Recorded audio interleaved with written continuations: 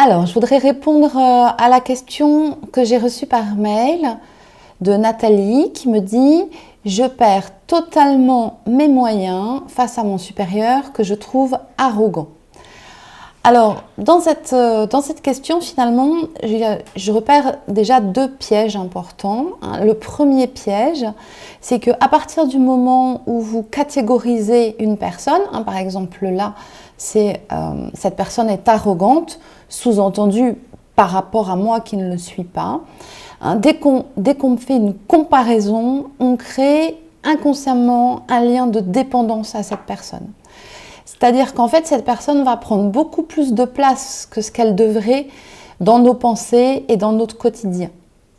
Donc là, c'est important de toujours regarder l'autre tel qu'il est, c'est-à-dire, bon, ben voilà, il réagit comme ci et comme ça, même si c'est mon supérieur, voilà, je sais qu'il fonctionne comme ça, mais c'est son problème, et on ne se positionne pas, on ne se compare pas, de façon à pouvoir garder une distance émotionnelle, à pouvoir continuer en fait à interagir avec cette personne, parce que si vous mettez un lien de dépendance à quelqu'un, fatalement vous allez toujours soit vous placer au-dessus, soit vous placer en dessous. Il y a toujours dans cette comparaison et ce lien de dépendance, il y a un positionnement par rapport à l'autre.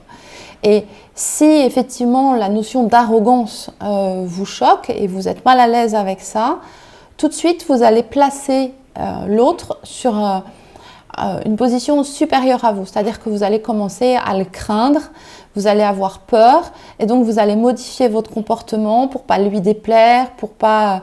vous allez essayer de vous contorsionner à l'intérieur de vous-même, parce que cette personne va prendre une importance qu'elle ne doit pas avoir.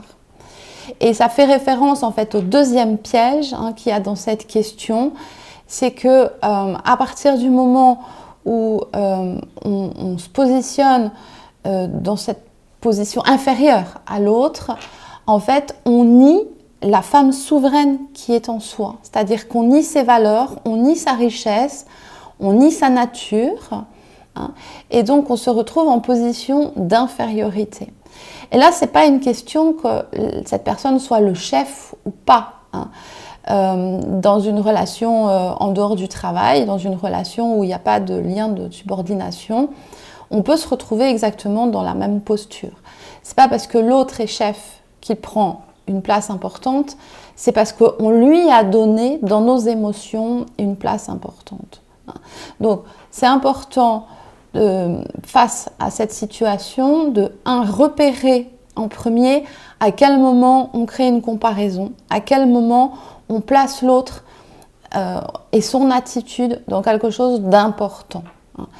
Apprenez à mettre du recul, à prendre du recul, à dire ok, il fonctionne comme ça, c'est son problème, et c'est pas parce que l'autre fonctionne comme ça que vous devez vous changer. Et donc la deuxième chose à faire, c'est de récupérer votre souveraineté et de vous poser la question, quelles sont mes valeurs ? Qu'est-ce que moi j'aime ? Qu'est-ce qui compte vraiment pour moi ? Qu'est-ce qui est important ? Comment je dois me présenter au monde ? Et rester fidèle à ça. Donc c'est pas parce que l'autre est arrogant que vous devez soit être arrogante, soit vous devez vous minorer. Non, restez vous-même, restez simple. Si vous êtes quelqu'un de chaleureux, si vous êtes quelqu'un de gentil, si vous êtes quelqu'un d'attentionné, restez comme ça avec cette personne. C'est pas parce que l'autre est arrogant que vous devez vous comporter différemment.